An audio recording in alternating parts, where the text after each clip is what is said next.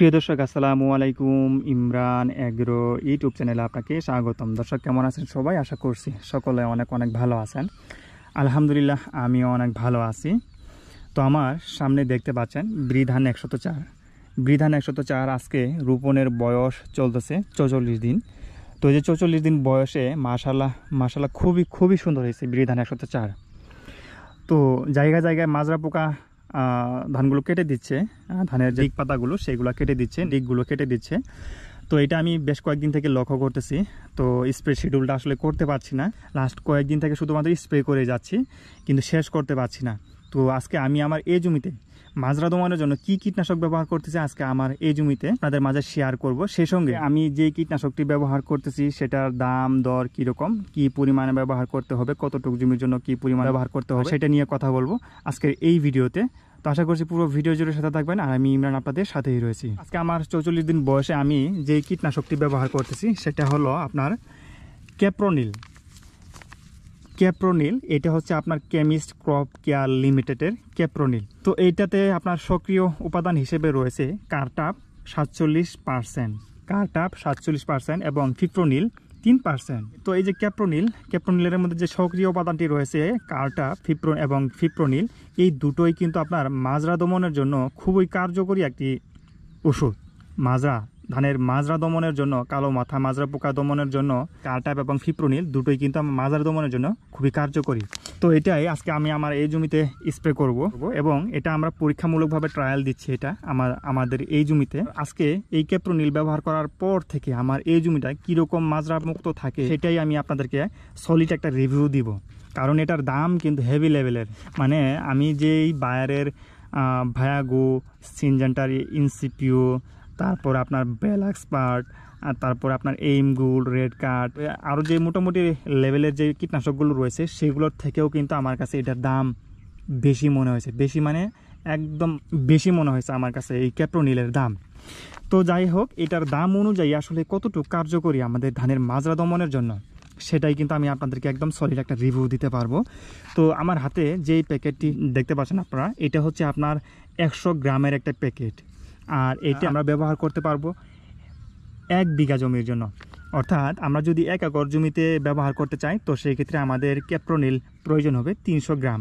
তো আমার হাতে যেহেতু এটা 100 গ্রামের একটা প্যাকেট, তো এটা অনায়াসে কিন্তু আমরা 1 বিঘা জমিতে ব্যবহার করতে পারবো।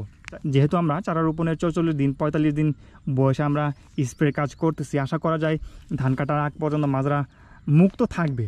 তো ধান কাটার আগে মাজরা দেখা দেয় কিনা বা পুরোপুরিভাবে মাজরা মুক্ত থাকে কিনা সেটা কিন্তু আপনাদেরকে অবশ্যই জানাবো পরবর্তী ভিডিওতে। তো যাই হোক, কথা বাড়াবো না, এটার দাম দরের কথা একটু বলে দেই। এই 100 গ্রাম প্যাকেটের মূল্যের কথা আমি আপনাদেরকে একটু বলে দেই। তো এইখানে গায়ের রেট লেখা আছে, আপনারা হয়তো দেখতে পাচ্ছেন, এখানে গায়ের রেট লেখা আছে 480 টাকা। এই 100 গ্রাম প্যাকেটের মূল্য লেখা আছে 480 টাকা। তো আপনারা হয়তো বাজারে এটা 330-40 থেকে শুরু করে 350 টাকার মধ্যে এটা পেয়ে যাবেন।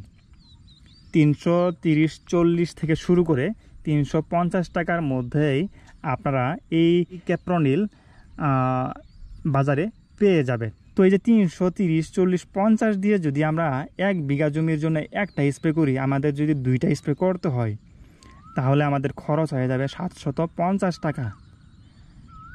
750 টাকা শুধুমাত্র মাজরা দমন করার জন্য আমাদের খরচ হয়ে যাবে 1 বিঘা জমির পিছনে।